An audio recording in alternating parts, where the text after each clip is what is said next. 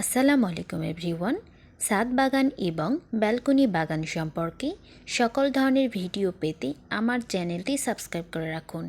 যদি ভালো লাগে তাহলে লাইক, কমেন্ট অ্যান্ড শেয়ার করবেন। টবে মরিচ চাষ পদ্ধতি। অল্প পরিশ্রমে বাড়ির আঙিনা, ছাদ, ব্যালকনিতে মরিচ চাষ করতে পারবেন। মরিচ চাষে খরচও অনেক কম। একটু রোদ আর সামান্য যত্নে দ্রুত বেড়ে ওঠে মরিচ গাছ। স্থান নির্ধারণ।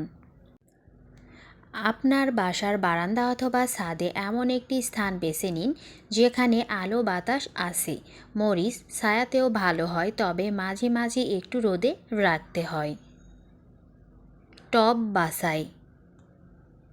মরিচ চাষের ক্ষেত্রে প্লাস্টিকের টব ব্যবহার করা উত্তম। এছাড়া পলিব্যাগ, টিনের কৌটা বা প্লাস্টিকের পাত্র ব্যবহার করা যেতে পারে। মরিচ গাছের জন্য মাঝারি আকৃতির টব হইলেই চলে। মাঝারি আকৃতির টবে 4টি মরিচ গাছের চারা রোপণ করা যায়। মাটি প্রস্তুত। মরিচ চাষের জন্য দোআঁশ মাটি সবচেয়ে উপযুক্ত। এছাড়া সামান্য ক্ষারীয় মাটি ব্যবহার করা যেতে পারে। দোআঁশ মাটির সাথে জৈব সার মিশিয়ে টবে ভরে দিতে হবে। তবে এই মাটিতে যথেষ্ট পরিমাণ পানি দিন যাতে মাটি ভেজা ভেজা থাকে এবং লক্ষ্য রাখুন মাটি যাতে একেবারে শুকিয়ে না যায়। এরপর আর্দ্র স্থানে রাখুন। বীজ বপন। মরিচের বীজ বপন করার আগে অবশ্যই বীজকে 24 ঘন্টা পানিতে ভিজিয়ে রাখতে হবে। সাধারণত মরিচ চাষের উপযুক্ত সময় মে থেকে জুন মাস। এছাড়া শীতকালের শুরুতে অক্টোবর মাসেও মরিচের বীজ বপন করা যায়। এ সময় বীজ বপন করলে মরিচের ভালো ফলন পাওয়া যায়।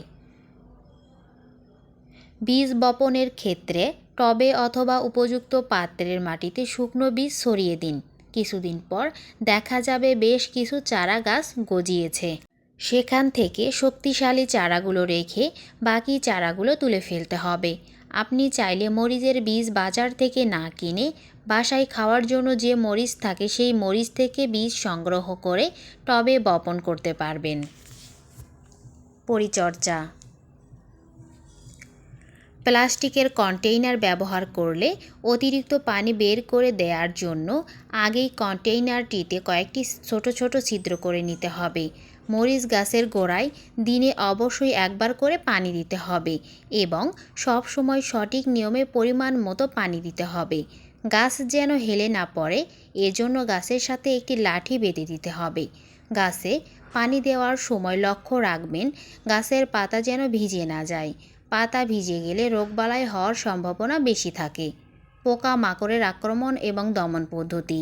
মরিচের কচি চারার ডগা খাবার জন্য সমাগম হয় পিঁপড়ে এবং ছোট ছোট পাখির। এটা তাদের খুব প্রিয় খাবার।